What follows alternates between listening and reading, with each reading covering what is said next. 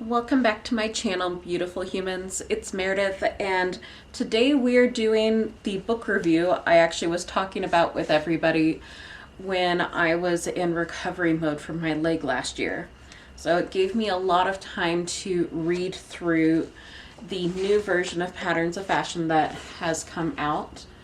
It's actually been out for a little while by the time you're seeing this video, but I think that it deserves a little commentary all on its own. So we're going to chat about it and the original edition, which this is not an original print. It's one of the many reprints from, I believe this is the 90s. But it's also its very own little milestone, and I want to talk about them. Because if you see side by side here, new ones up top compared to, the new ones on the bottom, the old version of it that has not been revised is on top. There's a bit of a gap between the amount of information that's in here. To get started, we're going to focus on the brand new copy first. One of the things I love most about this edition is that it actually has color. So you can see some of the pieces a little bit more clearly. So that is really handy for doing different work out of these books, pattern scaling, that sort of thing. Here we go. Let's see if we can get that to show up for you.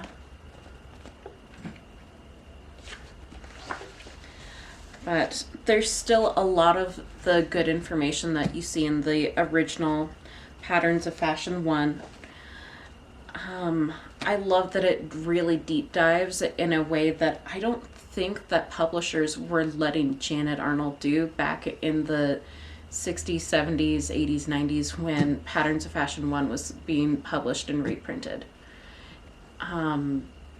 If you're new to costume or fashion history or anything like that, we as a section of historical discourse are frequently undermined because it's a women's interest, which is a whole thing.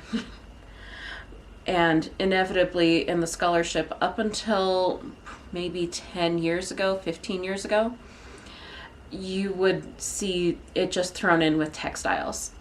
And not that textiles aren't also their own amazing discourse with information on dye stuffs and all sorts of other cool things.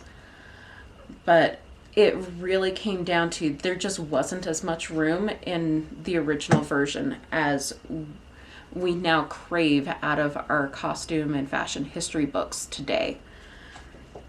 So we've got a lot more detail that they were able to get in here. And there's just so many beautiful illustrations. They have some sections that have fold outs to make sure that you get the full scale of the pattern.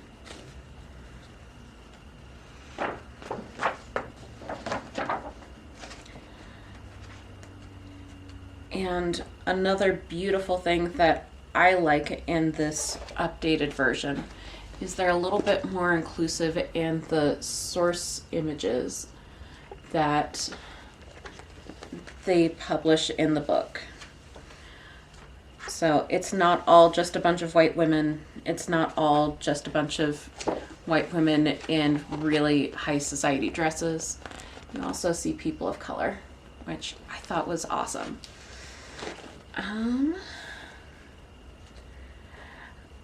Oh, we should point out the obvious here.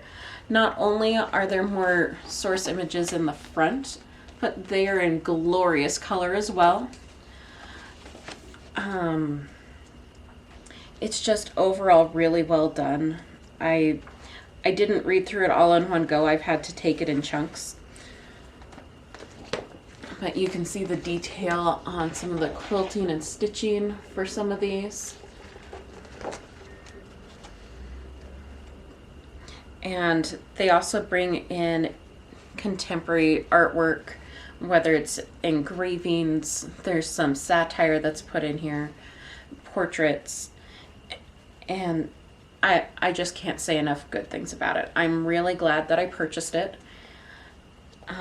They also now include a scale rule, and when I ordered my copies, at least, I got a bookmark that allowed me to put this in and just go with what I needed. There's some better explanation of some of the historical techniques they're talking about in the front section. So I do highly recommend, even if you're not into pattern grading, taking a look at this if you're interested in historical reproduction and historical construction. It's probably, as one of my professors used to tell me, the next best thing to going and staring at the physical garments in a museum. Top-notch awesome. Why am I not throwing this copy away? So one of the subtle things that you're going to notice if you look at the covers of these, the New Patterns of Fashion one starts in 1720 and goes to 1860. And the original one started in 1660 and goes to 1860. If you're familiar with these time periods, it actually makes a lot of sense why they're cutting these off on those dates. It has to do with watching fashion progress rather than looking at political dates in history. So starting it with the 1660s in the first draft of Patterns of Fashion, lined it up more with the Restoration period and more of that stuff in the later 17th century, and then followed that through what I think of as the American Civil War. If you're thinking of political stuff in America and Western Europe.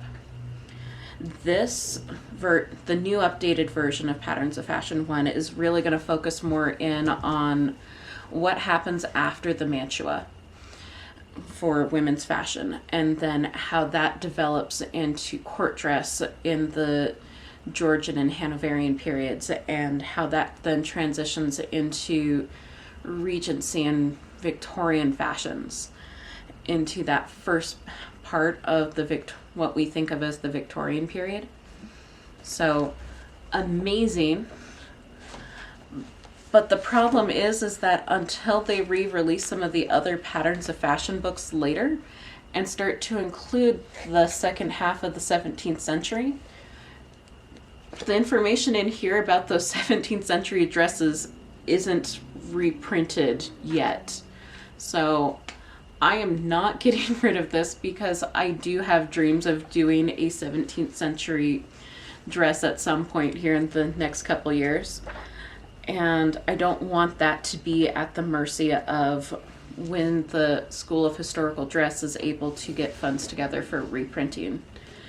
And where are they going to slide that in? I would imagine they're going to attach that 70-ish year chunk, that little section from Restoration through the Mantua, probably to Patterns of Fashion 3 when you're dealing more with 16th century and 17th century clothing. It would kind of make sense to stick it there.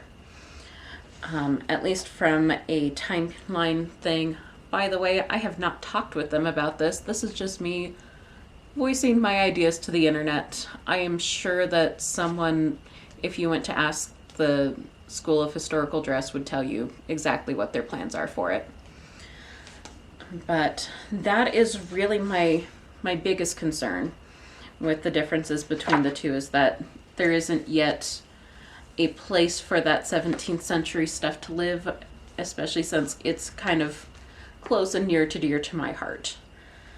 So the other reason I don't think I will ever really get rid of this is that it talks to that history of where we started as a community doing work for historic reproduction and reenactment groups and informing costuming for theater and film and that sort of thing. I believe that my copy is actually published by Dramatic Books. It's a theatrical source book is who reprinted this one. And I want to be able to have that conversation with costume historians that come behind me and fashion historians that come behind me. Hey, this is where we started. We should know our roots as a community. So those are my thoughts on patterns of fashion. I'm sure that some of you are going to run out and try to find it. The original versions or the original drafts of Patterns of Fashion 1, if you're looking online, are exorbitantly expensive, and with them reprinting stuff at a later date, unless you specifically want to do something from the 17th century, I would hold off and just go buy the stuff from the School of Historical Dress. The updated version is pretty much just available on the School of Historical Dress's website. They are not sponsoring this video, but I appreciate their mission and what they're trying to do. So I'm going to link them down below.